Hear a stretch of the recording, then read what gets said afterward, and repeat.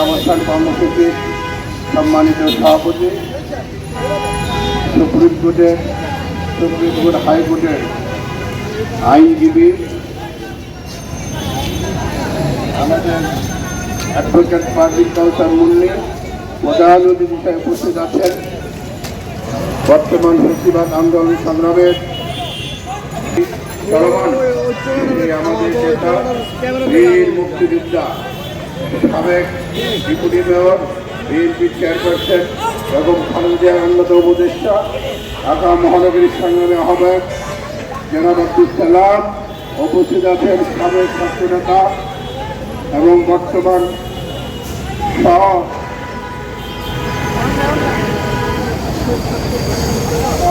সম্পাদক এবং আমাদের প্রিয় নেতা পৃথিবীর স্বামী এবং স্বামীর সাবেক ছাত্রতার বিরোধী সংগ্রাম আন্দোলনের সঙ্গে আমরা একসাথে করেছি।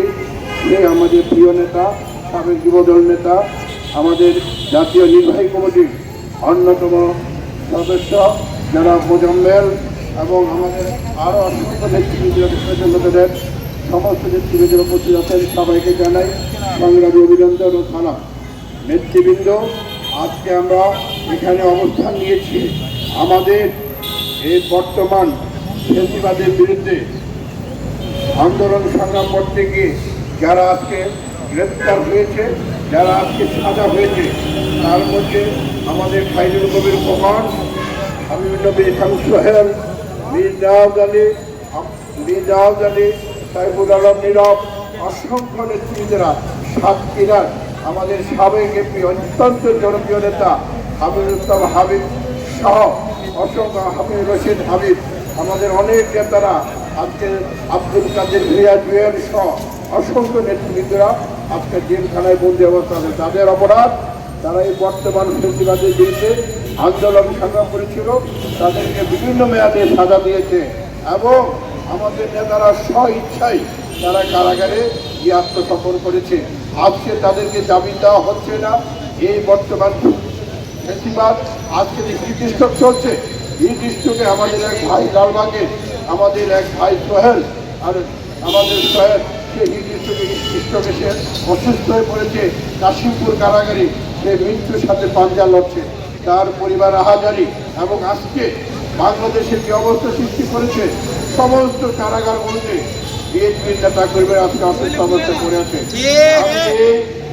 এই অবস্থান কর্মসূচি থেকে অবিলম্বে আমাদের নেতা কর্মীদেরকে মুক্তি দিতে হবে, জামিন দিতে হবে। আর হয় তাদের যদি কোনো সমস্যা হয়, তারা যদি কোনো রকম দুর্ঘটনা ঘটে, দায়িত্ব বর্তমান বেশিরভাগ এই আওয়ামী লীগ সরকারই বহন করতে হবে। আমি বক্তব্য আর বাড়াবো না, আমি শুধু বলবো আজকে আপনারা নেতাকর্মী যারা আছেন তাদের প্রতি উদাহরণ আহ্বান, আপনারা ঐক্যবদ্ধ থাকেন, ইনশাআল্লাহ বিজয় আমাদের হবে। আমরা সঠিক পথে আছি। আজকে মানুষের ভোটের অধিকার প্রতিষ্ঠা করার জন্য বিএনপি আন্দোলন করছে, মানুষের ভোটের অধিকার প্রতিষ্ঠা করার জন্য, মানুষের ন্যায্য অধিকারের জন্য। আজকে আপনারা লক্ষ্য করেছেন এই যে আজকে যে তাবদাহতে বিএনপি মানুষের পাশে আছে। প্রতিনিয়ত আমাদের ঢাকা মহানগরের উত্তর দক্ষিণের সমস্ত নেতৃবৃন্দরা কোথাও ওয়ার্ডে, থানায়, সব জায়গায় জনগণের পাশে দাঁড়িয়েছে।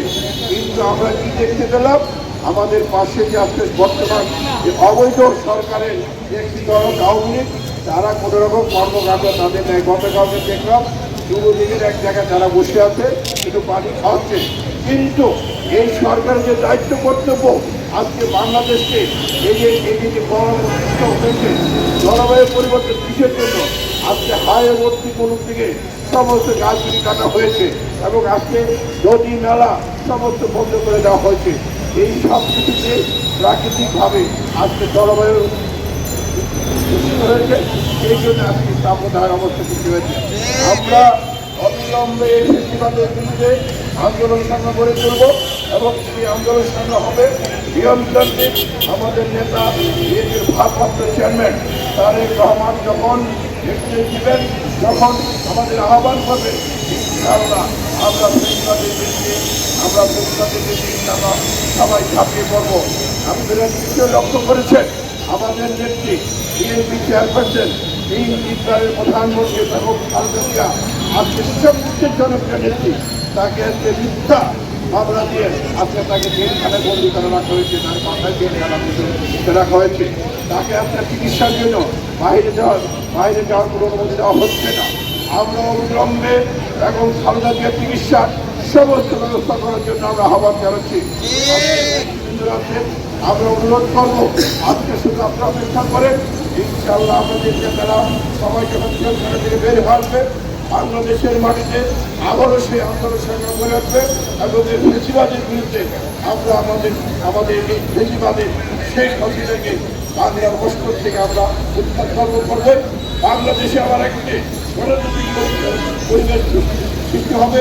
সেই পরিবেশ সৃষ্টি হওয়ার পরে আজকে যে গুম করা ইলিয়াস আলী সহ, জ্যোতি আলম সহ, হিরুবাই সহ অনেক অসংখ্য সহসভাপতিকে গুম করা হয়েছে, তাদের বিচার বাংলার মাটিতে বাংলাদেশে হবেই। সবাইকে ধন্যবাদ। শহীদ জিয়ামর হোক, বাংলাদেশ জিন্দাবাদ। আমাদের নেতা তারেক রহমান জিন্দাবাদ। আসসালামু আলাইকুম।